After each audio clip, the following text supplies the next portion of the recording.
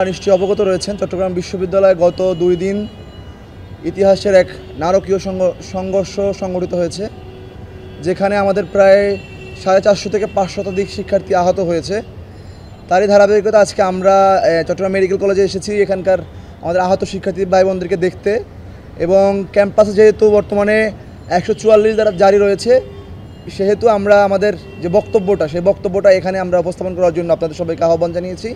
আপনারা এখানে এসেছেন, সবাইকে আন্তরিক মোবারকবাদ জানাচ্ছি বাংলাদেশ ইসলাম ছাত্র শিবিরের পক্ষ থেকে।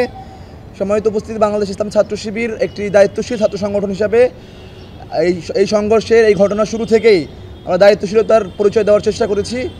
আমরা শুরু থেকে এই সংঘর্ষ যেন দীর্ঘায়িত না হয়, এই সংঘর্ষ যেন ক্ষয়ক্ষতি না হয় সেইটা আমরা চেষ্টা করেছি সর্বাত্মকভাবে। তো আজকে আমরা যে মূল ঘটনা আপনারা জানেন, আমাদের একজন ছাত্রীর সাথে দারোয়ানের যে ঘটনার মাধ্যমে সূত্রপাত হয়েছে, তার মাধ্যমে এই 2 দিনের দীর্ঘ যে সংঘর্ষ সেই সংঘর্ষ সূত্রপাত হয়। তো সেখানে বিশ্ববিদ্যালয়ের বাকশাসের সেক্রেটারি সদস্য সচিব আল মাসনুন, তার সাথে প্রথমে ঘটনাটা সূচনা হয়। সে বিশ্ববিদ্যালয়ের থাকা শিক্ষার্থীদেরকে ডেকে নিয়ে যায় সেখানে, এবং সেখানে একটা পর্যায়ে গিয়ে সংঘর্ষটা অনেক বেশি বৃহৎ আকার ধারণ করে। এবং ওই দিন রাতেই আমাদের প্রায় চট্টগ্রাম মেডিকেল 30 জন শিক্ষার্থীকে ভর্তি করা হয়েছিল, এবং আমাদের বিশ্ববিদ্যালয় মেডিকেল সেন্টার থেকে আরও 40 জনকে প্রাথমিক চিকিৎসা দিয়ে রিলিজ করা হয়েছে। প্রায় 70 জনের মতন প্রথম দিনে আহত হয়েছে, এবং পরবর্তী দিন মানে গতকালকে সারা দিনে প্রায় আমাদের 303 থেকে 4 শতাধিক শিক্ষার্থীরা আহত হয়েছে, যারা বর্তমানে চট্টগ্রাম মেডিকেলে চিকিৎসা নিচ্ছেন। চট্টগ্রাম পার্কভিউ হাসপাতাল, মেট্রোপলিটন হাসপাতাল, ন্যাশনাল হাসপাতাল, মাওয়া শিশু হাসপাতালে চিকিৎসাধীন অবস্থায় রয়েছে। এবং আমাদের একজন শিক্ষার্থী নাইমুল ইসলাম, যিনি বর্তমানে ঢাকাতে চিকিৎসা নেওয়ার জন্য ঢাকাতে তাকে ট্রান্সফার করা হয়েছে। আমরা দেখেছি আমাদের এই ঘটনার প্রথম থেকেই বিশ্ববিদ্যালয় প্রশাসন এবং আইন শৃঙ্খলা বাহিনী নির্বিকার ভূমিকা পালন করেছে। আমরা ওই দিন প্রথম যেদিন ঝামেলাটা শুরু হয় সেদিনেই হাটাজারি থানার পুলিশের সাথে কথা বলার চেষ্টা করেছি, ওখানকার যারা সেনাবাহিনীর দায়িত্বে রয়েছেন তাদের সাথে কথা বলার চেষ্টা করেছি, র্যাবের যারা দায়িত্বে রয়েছেন তাদের সবার সাথে কথা বলার চেষ্টা করেছি। কিন্তু ঘটনার সূত্রপাত রাত 11:30টার দিকে হলেও তখন যখন প্রক্টোরিয়াল টিমের সাথে পুলিশ, মাত্র 3 জন পুলিশ প্রক্টোরিয়াল টিমের সাথে মূল ঘটনাস্থলে গিয়েছে, এবং সেখানে স্থানীয়রা আমাদের প্রক্টোরিয়াল টিমের যে গাড়ি ছিল সেই গাড়িগুলোকে ভাঙচুর করেছে। মানে এত বড় একটা ঘটনা, সেখানে কিনা মাত্র 3 জন পুলিশ গেছে। স্বাভাবিকভাবেই শিক্ষার্থী ছিল প্রায় 500 থেকে 1000 শিক্ষার্থী ছিল, এলাকাবাসী ছিল প্রায় 3 থেকে 400 ছিল। সেখানে মাত্র 3 জন পুলিশ এত বড় মবকে স্বাভাবিকভাবেই এই দমানোর তাদের সক্ষমতা থাকবে না। সেই জায়গা থেকে আমরা বলতে চাচ্ছি, পুলিশের যে এই ধারাবাহিক ব্যর্থতা, ধারাবাহিক যে দায়িত্বশীলতার ভূমিকায় না আসা, সেটা আমাদের এই ঘটনাকে আরও বেশি দীর্ঘায়িত করছে বলে আমরা মনে করি।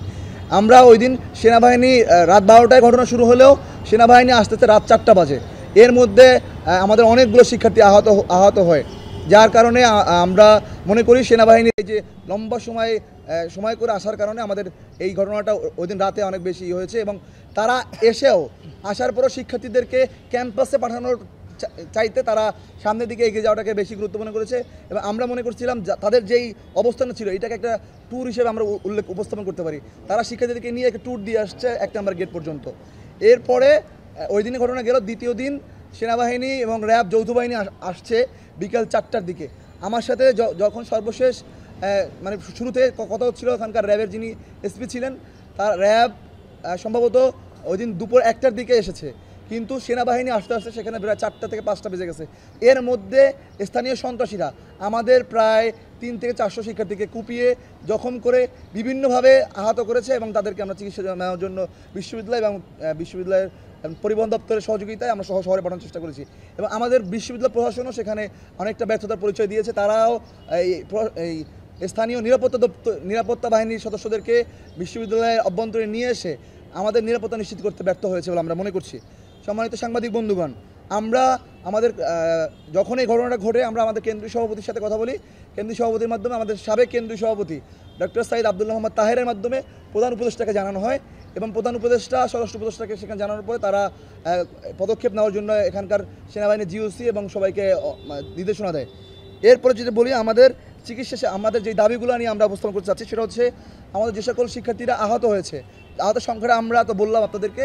এই সকল শিক্ষার্থীদেরকে বিশ্ববিদ্যালয় প্রশাসনের পক্ষ থেকে এবং সরকারের পক্ষ থেকে আমাদের সকল আহতদের চিকিৎসা সেবা নিশ্চিত করতে হবে এবং উন্নত চিকিৎসার জন্য যাদের উন্নত চিকিৎসার প্রয়োজন হচ্ছে তাদের উন্নত চিকিৎসার পূর্ণাঙ্গ প্রস্তুতি, পূর্ণাঙ্গ যে ব্যয় ব্যবস্থাপনা সেটা সরকারকে এবং বিশ্ববিদ্যালয় প্রশাসনকে করতে হবে।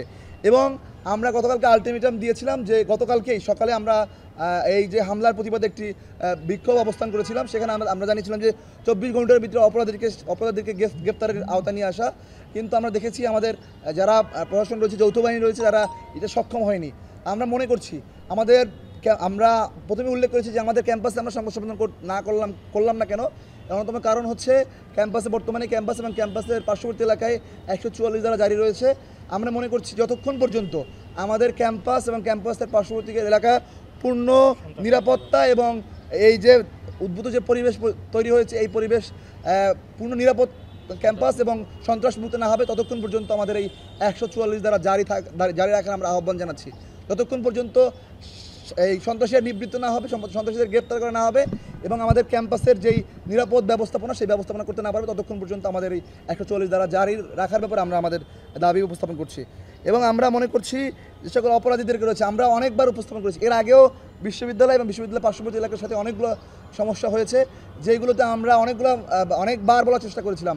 এখানকার মূল সমস্যা ছিল এখানকার যুবলীগ নেতা হানিফ এবং তার ভাই ছাত্রলীগ নেতা ইকবাল গং। তারাই এই যে কালকে আপনারা দেখেন যে অস্ত্রগুলো আমাদের শিক্ষার্থীদের ব্যবহার করা হয়, শিক্ষার্থীদের বিপরীতে শিক্ষার্থীদেরকে আহত করার জন্য, এই সকল অস্ত্রের যোগানদাতা স্থানীয় সন্ত্রাসী হানিফ এবং সন্ত্রাসী তার ভাই ইকবাল গংরা। তাদের এই অস্ত্র সরবরাহ বন্ধ করার জন্য প্রশাসনকে চিরনীয় অভিযান চালিয়ে এই অস্ত্রগুলোকে উত্তোলন করতে হবে। গতকালকে আমাদের একজন শিক্ষার্থী ভাই বলেছিলেন এখানকার মানুষের কাছে প্লেট না থাকলেও এখানকার মানুষের কাছে রামদা আছে। তো আমরা মনে করি সব মানুষ খারাপ না, জোবরা সকল মানুষ খারাপ আমরা এটা মনে করি না। এখানকার অনেক মানুষ বিশ্ববিদ্যালয়ের শিক্ষার্থীদের জন্য অনেক ত্যাগ তিতিক্ষা করে আসছে। আমরা মনে করি যারা সন্ত্রাসী রয়েছে তাদেরকে এই সন্ত্রাসী কার্যক্রম থেকে বিরত রাখার জন্য এবং ক্যাম্পাস এবং ক্যাম্পাসের পার্শ্ববর্তী এলাকায় নিরাপত্তা নিশ্চিত করার জন্য যারা নিরাপত্তা বাহিনী রয়েছেন তাদেরকে অবশ্যই চিরনীয় অভিযান চালিয়ে এই সকল অস্ত্রগুলোকে উদ্ধার করতে হবে। এরপরে যদি আমরা বলি আমরা অনেকগুলো দাবি দিয়েছিলাম ইতিপূর্বে প্রশাসনকে যে আমাদের রেল ক্রসিং এলাকাটা অনেক বেশি অনিরাপদ আমাদের বিশ্ববিদ্যালয় শিক্ষার্থীর জন্য। বারবার এখানে আমাদের শিক্ষার্থীরা আহত হচ্ছে, এখানে সন্ত্রাসীরা বিভিন্নভাবে অস্ত্রাঘাত করে আমাদের শিক্ষার্থীদেরকে হাইজ্যাক করে এখানকার মেয়ের শিক্ষার্থীদেরকে লাঞ্ছিত করে। তো এই এলাকায় আমরা বলছিলাম একটি পুলিশ বক্স বসানোর জন্য, কিন্তু এখন পর্যন্ত প্রশাসন এই ব্যাপারে কার্যকরী ভূমিকা পালন করতে পারে নাই, কোনো কার্যকরী ভূমিকা অংশ নিতে পারে নাই। তো আমরা মনে করি বিশ্ববিদ্যালয় শিক্ষার্থীদের নিরাপত্তার জন্য আমি নিরাপদ থাকলেই না আমি ভালো শিক্ষা নিতে পারবো। আমার শিক্ষার পরিবেশ নিশ্চিত করার জন্য অবশ্যই আমার ক্যাম্পাসকে নিরাপদ রাখতে হবে। আমি মনে করি বিশ্ববিদ্যালয়ের যিনি ভিসি রয়েছেন, প্রভিসি, প্রশাসন, একাডেমিক, এরপর যারা প্রক্টর রয়েছেন, যারা শিক্ষা প্রতিষ্ঠা রয়েছেন, আমাদের সকল শিক্ষকদেরকে, আমাদের সকল এই যে প্রশাসনের দায়িত্বশীলদেরকে আমাদের শিক্ষার্থীদের নিরাপত্তা নিশ্চিতের জন্য কার্যকরী পদক্ষেপ গ্রহণ করতে হবে এবং এই ক্ষেত্রে এখানকার নিরাপত্তা বাহিনী যারা রয়েছে তাদেরকেও আমাদের সহযোগিতা করতে হবে।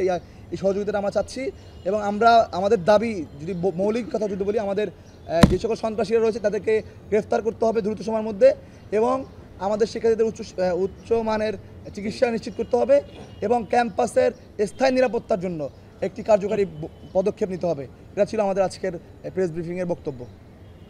আপনাদের কোনো প্রশ্ন থাকলে করতে পারেন। ফতেহাবাদ থানা না, বিশ্ববিদ্যালয় থানার অলরেডি অবকাঠামো যে এটা রয়েছে, কিন্তু এটা এখনও আমরা যখন আমরা বিশ্ববিদ্যালয় ভর্তি তখন থেকে শুনে আসতেছে এটা বিশ্ববিদ্যালয়ের মডেল থানা হবে।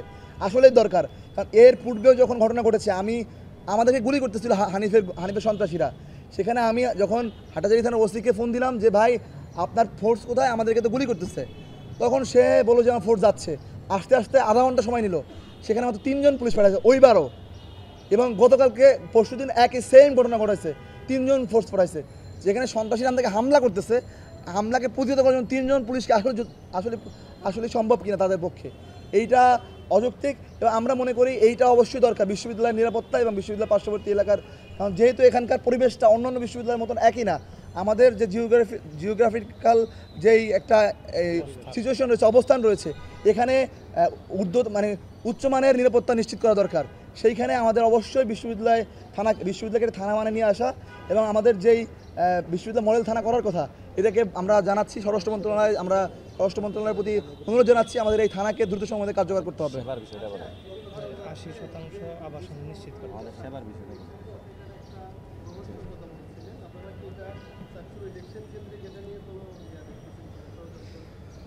জি, আপনারা জানেন আমাদের গত বৃহস্পতিবার 400 তফসিল ঘোষণা হয়েছে। 400 তফসিল ঘোষণার পরে এত বড় একটা ঘটনা ঘটা, আমরা এটাকে একেবারেই কোনো সামান্য ঘটনা মনে করতে পারি না। এটার সাথে এটার যোগ থাকতে পারে এবং কোনো একটা পক্ষ হয়তো 400কে বানচাল করার জন্য এই ঘটনাকে ইন্ধন বা উস্কানি দিতে পারে।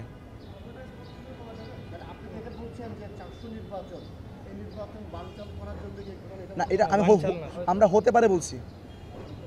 বানচাল না বা ফুটেজ খাওয়া, এইটার দুইটা দিক থাকতে পারে। একটা দিক এখানে এখানে ঝামেলা পাকায়া বড় নেতা হওয়া, ফুটেজ খাইতে পারি আমরা কেউ এবং এইরকম হতে পারে বা কেউ চাকসুকে বানচাল করার জন্য চেষ্টা করতে পারে।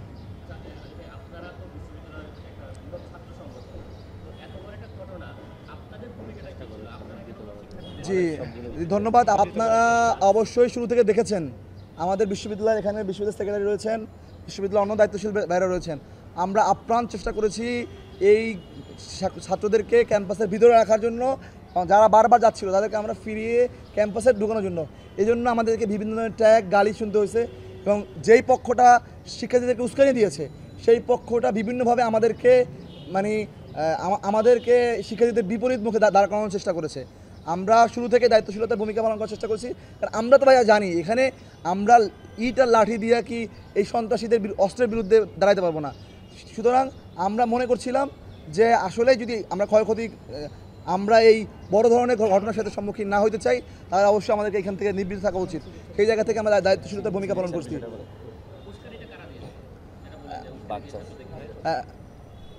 উস্কানিতে আসলে অনেকগুলো পক্ষ বলবো না, কয়েকজন ব্যক্তিকে আমরা দেখেছি যারা শিক্ষার্থীদেরকে বিভিন্নভাবে সামনের দিকে নিয়ে যাওয়ার জন্য বারবার বলতেছিলেন। আমরা যখন আমি কৃতজ্ঞতা অস্বীকার করতে কখনো পছন্দ করি না। এখানে ছাত্র শিবির এবং ছাত্রদল সহ যারা সিনিয়র আমরা ছিলাম, আমরা একেবারে বুক পেতে দিয়েছি যে কোনোভাবে শিক্ষার্থীদের যেন সামনে না যায়।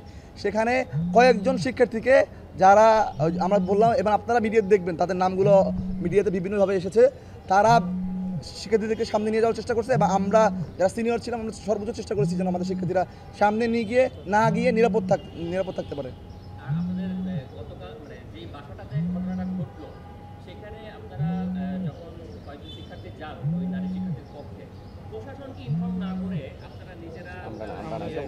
না, এটা আমরা যাই নাই তো ভাই।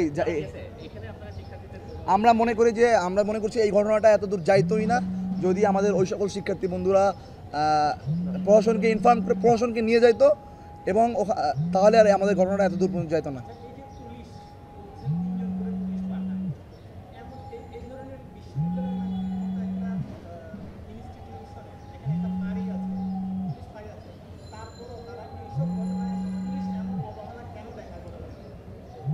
এইটা 5ই আগস্টের পর থেকে এখন পর্যন্ত আমরা পুলিশকে এই ভূমিকায় দেখতে পাচ্ছি এবং সেটা তাদের গাফিলতি এবং অবহেলাকে আমরা দায়ী করতে চাচ্ছি।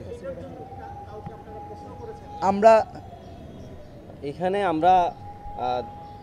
মানে যেটা বিভিন্ন মহল থেকে জানতে পারছি যে ইকবাল এবং হানিফ গং যারা আছে ওইখানে পুলিশ যারা আছেন মানে দায়িত্ব পরিবর্তিত হয়ে বারবার যারা আসেন তাদের সাথে একটা কি হয় সমন্বয় হয়, যার কারণে পুলিশরা খুব বেশি ভূমিকা রাখতে চায় না, এটা আমরা জানতে পেরেছি।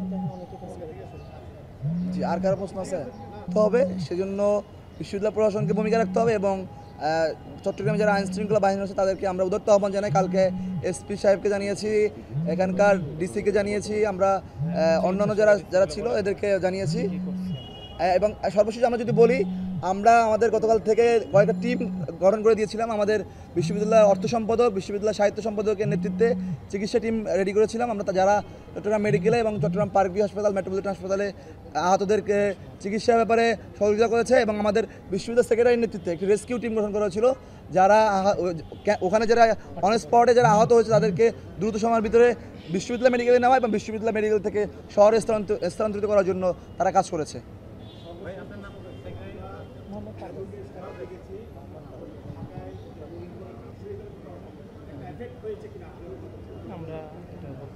এটা আসলে জাতীয় রাজনীতির অনেক অংশ আছে, নেতারা বলতে পারবেন। আমরা মনে করছি যে প্রশাসনকে, সেনাবাহিনী হোক পুলিশ হোক, সবাইকেই দেশের মানুষের নিরাপত্তার জন্য কাজ করা উচিত।